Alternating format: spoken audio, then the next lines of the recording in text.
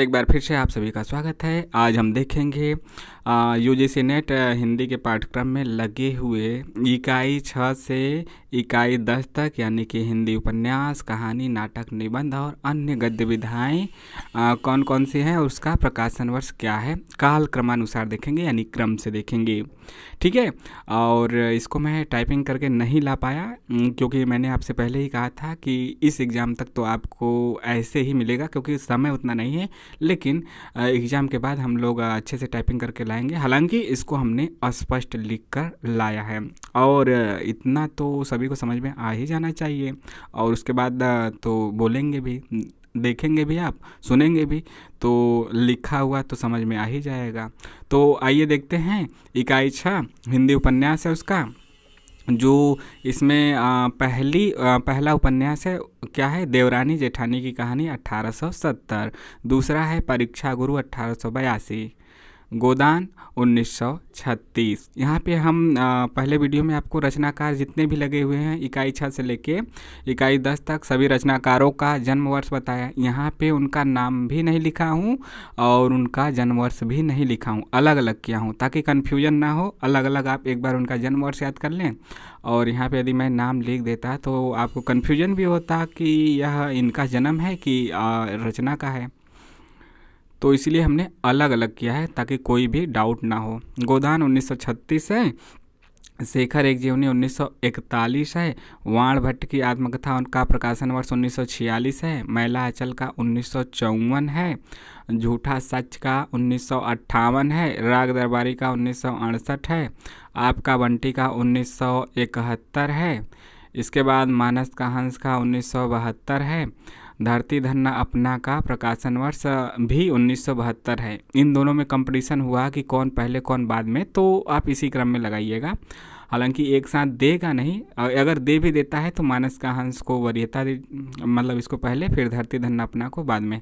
तमस 1973 का, जिंदगी नामा 1979 का। तो एक बार फिर से फटाफट देखते हैं। देवरानी जेठानी की कहानी 1870, परीक्षा गुरु 1882, गोदान 1936, शेखर एक जीवनी भाग 1, भाग यह 2 भागों में है। ठीक है, 2 भागों में है, 41-44, लेकिन हमारे सिलेबस में पहला ही भाग लगा हुआ है। वाण भट्ट की आत्मकथा 1946, मैला आंचल 1954, झूठा सच।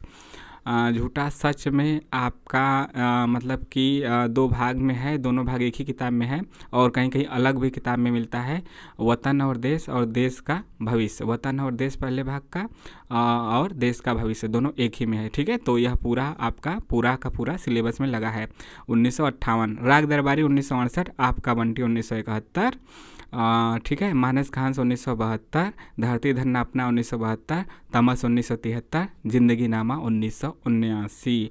नोट 1971 जो आपका बंटी है तो ये तो है ही, कहीं कहीं आपको यदि 1972 भी मिले तो इसमें कोई चिंता की बात मत कीजिएगा क्योंकि अलग अलग विद्वानों का थोड़ा सा मतभेद हो जाता है, लेकिन यहाँ पे जो है वह आपको एथेंटिक बताया गया है। इसके बावजूद आपको कोई भी डाउट हो कहीं से भी, आप किसी भी किताब में, किसी भी एथेंटिक किताब में आप देखे हों कि नहीं इसके अलावा कोई दूसरा भी है, गूगल से नहीं, एथेंटिक किताब से ही प्रमाण चाहिए। ठीक है, तो आप उसको ज़रूर बताइएगा और किस किताब से है वह भी बताइएगा यदि कोई अलग दिखे। सभी मतलब हिंदी कहानी, उपन्यास, नाटक, निबंध, अन्य गतिविधियाँ यूनिट 6 से लेकर 10 तक किसी में भी आपको यह दिक्कत हो तब। ठीक है, यह इंस्ट्रक्शन याद रखें। अब आगे बढ़ते हैं। इकाई 7 हिंदी कहानी काल क्रमानुसार। तो इसमें देखिए 21 कहानियाँ हैं और जो 13 उपन्यास लगे हुए हैं। तो 13 उपन्यास का हमने देख लिया। उपन्यास के बाद आगे हम लोग बढ़ते हैं कहानी की तरफ, एक क्रम से बढ़ते हैं। कहानी कुल 21 कहानियाँ लगी हैं। तो पहले कहानी है एक टोकरी भर मिट्टी, कब की है, 1901। याद कैसे रखेंगे, एक इसमें लगा है ना, यहाँ पे भी एक है, तो एक टोकरी भर मिट्टी 1 की है। चंद्रदेव से मेरी बातें कब की है, 1904 की। कब की, 1904 की। बातूनी लोग क्या करते हैं, चारों तरफ जो भी मिलते हैं, चारों तरफ चारों दिशाओं से आने वाले लोगों से बात ही करना चाहते हैं। कहीं से उधर से आए, इधर से आए, उधर से आए, चारों दिशाओं से आने वाले लोगों से बात करते हैं। चारों तरफ जिधर भी देखो उधर बतियाते रहते हैं। तो इसको याद कर सकते हैं अपने तरीके से। 1904 दुलाई वाली 1907, और लेखक सभी लोग आप जानते हैं कौन रचनाकार है। दुनिया का सबसे अनमोल रतन 1907, कहीं कहीं 1908 भी देखने को मिलेगा। कानों में कंगना 1913, उसने कहा था 1915, आकाशदीप 1928 का मुख्य रूप से याद कीजिएगा। 1929 भी आपको कहीं कहीं मिलेगा। वहीं हमने कहा ना कि कुछ कुछ रचनाओं के दो दो प्रकाशन वर्ष मिलेंगे, कि कुछ लोग उसको कुछ विद्वान उसको ये मानते हैं, कुछ किताबें मानती है, कुछ किताब विद्वानों मानते हैं, तो फिर हमें दोनों याद रखना है। लेकिन 1928 वाला आप इसको ज़्यादा फेवर कीजिएगा। अपना अपना भाग्य 1929 का, ईदगाह 1933 का, गैंग्रीन जिसका कि अन्य नाम रोज भी है 1934, राही 1947 का, सिक्का बदल गया प्रकाशन वर्ष 1948, चीफ की दावत 1956 56, परिंदे 1957 है प्रकाशन वर्ष। तो आप कहेंगे 1960 क्यों लिखा है, तो परिंदे, यह कन्फ्यूजन दूर करने के लिए परिंदे कहानी संग्रह भी है। संग्रह मतलब एक से ज़्यादा कहानियाँ, मतलब बहुत सी कहानियाँ उसमें लगी हैं, उसमें एक परिंदे भी है। तो परिंदे कहानी संग्रह का जो प्रकाशन वर्ष है वह 1960 है, और जो परिंदे कहानी का है वह 1957 है। तो यह अलग अलग है, ठीक है। परिंदे कहानी 1957, संग्रह तो जब भी होगा बाद ही में होगा ना। संग्रह जो जब कई कहानियाँ आ जाती हैं लेखक की, किसी लेखक की, तो उसको एक जगह संग्रह करने के लिए तो लाते हैं। तो संग्रह जब भी आएगा तो कहानी से बाद ही आएगा, या फिर उसी वर्ष आएगा या फिर उसके बाद ही आएगा। लाल पान की बेगम 1957, ठीक है।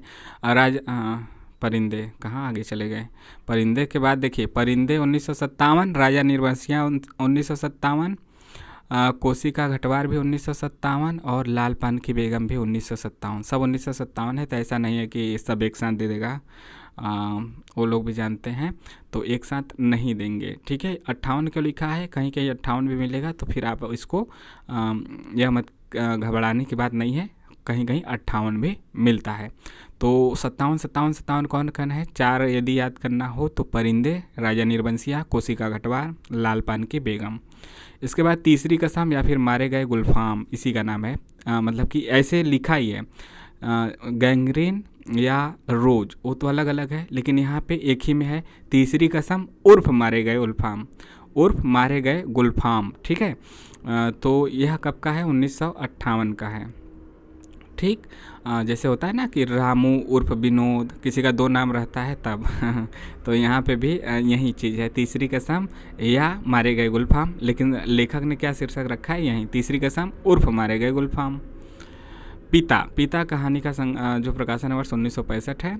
इंस्पेक्टर माता दिन चांद पे 1970, और अमृतसर आ गया है 1971, इसका प्रकाशन वर्ष है। कहीं कहीं 73 भी मिलता है, हमें क्या याद रखना है, 71, ठीक है।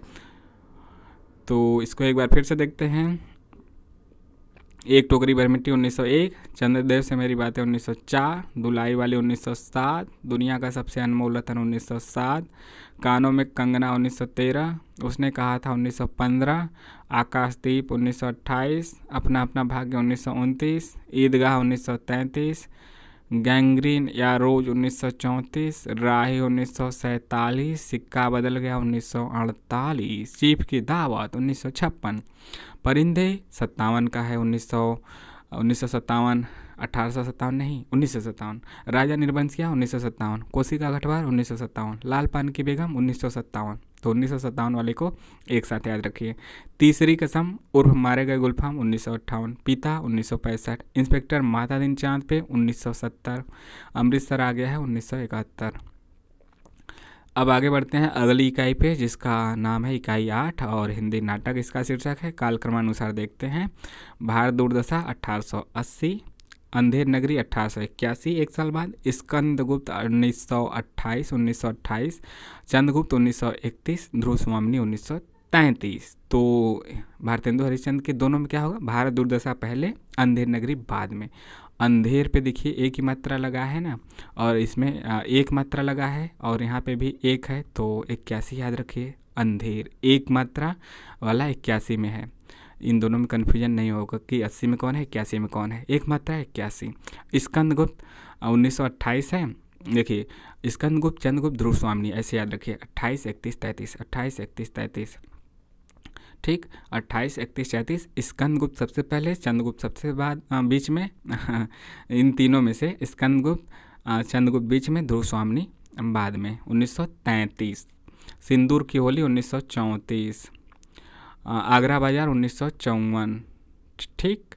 इसके बाद है आपका अंधा युग 1955 का, अंजू दीदी भी 1955 का, आषाढ़ का एक दिन 1958, आधे अधूरे 1969, बकरी जो है बकरी नाटक 1974, एक और द्रोणाचार्य 1977, महाभोज क्या है नाटक 1982। पहले उपन्यास था, ठीक है, बाद में 1979 में उपन्यास लिखा गया था, बाद में यह आपका नाटक इसी का रूपांतरण हो गया, ठीक है, इसी का नाट्य रूपांतरण किया गया और यह नाटक में आ गया, तो यह 1982 में रूपांतरण हुआ था।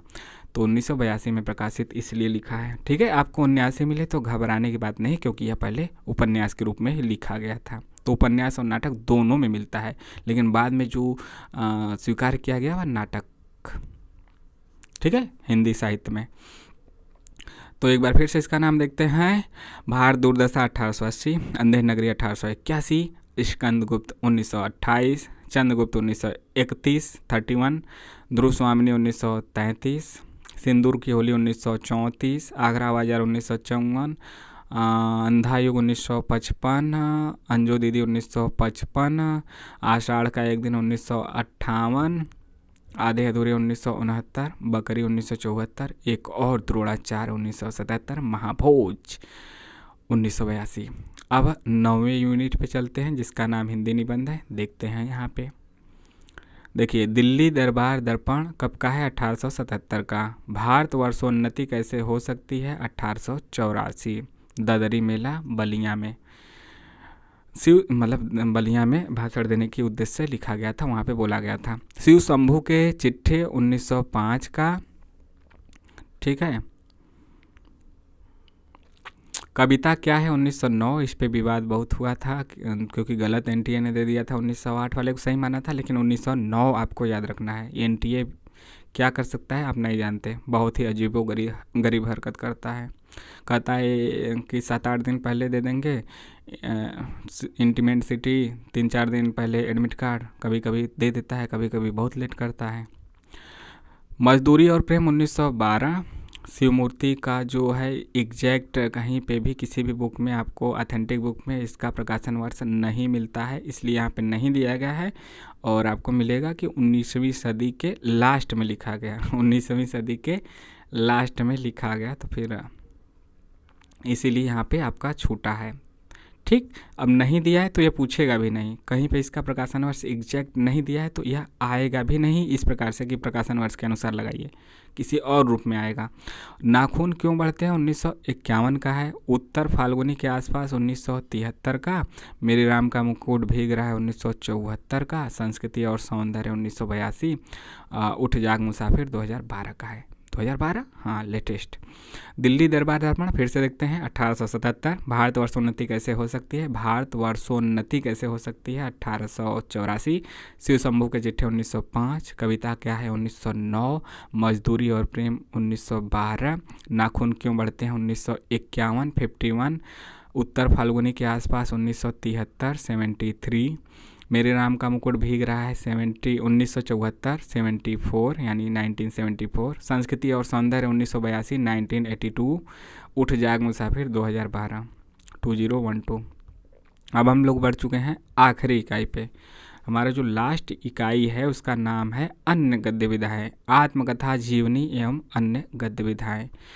ठीक है, थोड़ा सा यहाँ पे धूमिल हुआ है, लेकिन ऐसा नहीं कि आपको दिखेगा नहीं, दिखेगा। इसमें है एक चीज़ देखिए, निबंध कितने थे? 11। उपन्यास कितने थे? 13। कहानी कितनी थी? 21। ठीक, तो इतनी चीज़ें हमने जानी। और नाटक कितना है? 14। तो 13 उपन्यास, 21 कहानी, 14 नाटक, 11 निबंध। इतने देखने के बाद हम लोग आगे बढ़ते हैं कहाँ पे? अन्य गद्य विधाओं में। अन्य गद्य विधाओं में कितना है? ठीक, देखते हैं। अन्य गद्य विधाएं। मेरी तिब्बत यात्रा 1937। मेरी तिब्बत यात्रा 1937 का है। माटी की मूर्ति 1941 का। प्रेमचंद घर में 1944। ठकुरी बाबा 1945। अरे यायावर रहेगा याद 1953। संस्कृति के 4 अध्याय 1956 का है प्रकाशन वर्ष। और देखिए एक जो इसमें भूल हुई है, एक यहाँ पे भूल हुई है, वह भूल हम आपको बता देते हैं, ठीक। और इसमें भी क्या था, अन्य गद्य विधाओं में भी 14 रचनाएं हैं, ठीक है, 14 रचनाएं हैं, लेकिन भूल क्या मतलब ऊपर नीचे हो गया था। इसके बाद देखिए संस्कृति के 4 अध्याय के बाद आएगा जामुन का पेड़। जामुन का पेड़ कब है, 1960। हालांकि यहाँ पे आप ऑथेंटिक बुक से मतलब कि यह हर जगह नहीं मिलता है इसका प्रकाशन वर्ष, ठीक है, इसका प्रकाशन वर्ष हर जगह नहीं मिलता है। यदि इसमें आपको डाउट होगा तो ज़रूर आप कमेंट कीजिएगा, लेकिन जहाँ तक हमने जहाँ जिस बुक में खोजा हमें यही मिला। तो जामुन का पेड़ 1960 यानी संस्कृति के 4 अध्याय के बाद, फिर इसके बाद एक साहित्यिक की डायरी 1964, फिर इसके बाद आएगा क्या भूलूं क्या याद करूं। कालक्रम के अनुसार हमने लिखा है, क्योंकि इसको हमने बाद में लिख लिया था, इसलिए फिर इसको करेक्शन करते हुए हमने बीच में लिखा। क्या भूलूं क्या याद करूं 1969 का है। आवारा मसीहा 1974 विष्णु प्रभाकर का है, ठीक है, विष्णु प्रभाकर का है, ठीक है, इनका जन्म नहीं है, आवारा मसीहा का प्रकाशन वर्ष है। एक कहानी यह भी 2007, मुर्दहिया 2010 का है। इसके बाद आप हुदरी कब का है, 2014 का है। आप हुदरी का एक पार्ट क्या है, हादसे है, और मुर्दहिया का जो मतलब कि एक हादसे हो गया, 2 पार्टों में आत्मकथा लिखी है रमणिका गुप्ता ने, हादसे और आप हुदरी। इसी प्रकार से मुर्दहिया डॉक्टर तुलसीराम ने जो आत्मकथा अपने लिखी है वह मणिकर्णिका और मणिकर्णिका और मुर्दहिया नाम से लिखे हैं 2 भागों में, ठीक है। यदि आप सिलेबस में बस यही है मुर्दहिया और इनका आप हुदरी। इसके अलावा आप हादसे पढ़ना चाहते हैं पूरी स्टोरी जीवन की तो उसको भी पढ़ सकते हैं, और डॉक्टर तुलसीराम का इसके आगे का जीवन मणिकर्णिका में है तो उसको भी पढ़ सकते हैं। और जो एक दिया था शेखर एक जीवनी भाग 1 तो भाग 2 भी पढ़ सकते हैं। शेखर एक जीवनी उपन्यास, जीवनी नाम से दिया है, उपन्यास है, फंसाया जा सकता है आपको कि नाम जीवनी है उपन्यास। वाण भट्ट की आत्मकथा लिखा है लेकिन है उपन्यास। तो ऐसे ऐसे चीज़ों को आप ज़्यादा गौर कीजिएगा। तो यहाँ पे एक बार फिर से देखते हैं। मेरी तिब्बत यात्रा 1937, माटी की मूर्ति 1941, प्रेमचंद घर में 1944, ठकुरी बाबा 1945, अरे यायावर रहेगा याद 1953, संस्कृति के 4 अध्याय 1956, जामुन का पेड़ 1960, एक साहित्यिक की डायरी 1964, क्या भूलूं क्या याद करूं 1969, यही क्रम रहेगा। आवारा मसीहा 1974, एक कहानी यह भी 2007, मुर्दहिया 2010, आप हुदरी 2014, और इसके बाद क्या है भोलाराम का जीव 2016। जो ये 3 है ना, 3 निबंध आपके दिए गए हैं, इसका यदि आपको कहीं पे मिले, ठीक है, इसका आपको कहीं पे मिले एग्जैक्ट ऑथेंटिक बुक से, इसके अलावा जो हमने बताया इसके अलावा, तो आप ज़रूर कमेंट करके बताइएगा, क्योंकि इसका एग्जैक्ट डाटा हर जगह नहीं मिल रहा था। तो आई होप आपको जो चीज़ें जहाँ पे डाउट थी वह भी हमने बताया, और जो बिल्कुल क्लियर ही है उसमें तो कुछ बताना ही नहीं है। तो आप ज़रूर इसको, आप सोचेंगे अरे सर उसीलिए तो हम पढ़ रहे हैं कि एकदम क्लियर बताएं, आप भी डाउट में बता दिए। डाउट में नहीं बताएं, अपनी तरफ से पूरा क्लियर बताएं, लेकिन ये होता है ना कि कोई भी 100% ऐसा नहीं है कि भगवान ही है, जो कह दिया वो कह दिया, ऐसा नहीं है। जहाँ पे गलतियाँ होने का चांस है वह आपको बताया जाता है। हर किसी में सुधार की गुंजाइश होती है, कोई कितना बड़ा भी टीचर हो, और जो सच्चाई है वह यदि आपको बता दिया जाए तो उससे बड़ी ईमानदारी क्या हो सकती है। यह रहना चाहिए, नहीं आता है तो नहीं आता है, खोज के बताएंगे, आता है तो आता है।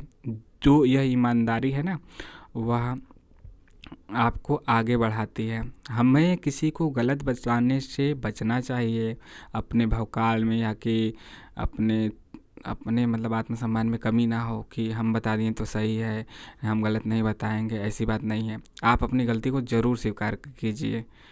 और मतलब कि आपको यदि कुछ पता है तो मतलब गलत बताने से अच्छा है कि ना बताएं, ना ही बताएं, क्योंकि थोड़ी जानकारी या गलत जानकारी जानलेवा होती है, ठीक है।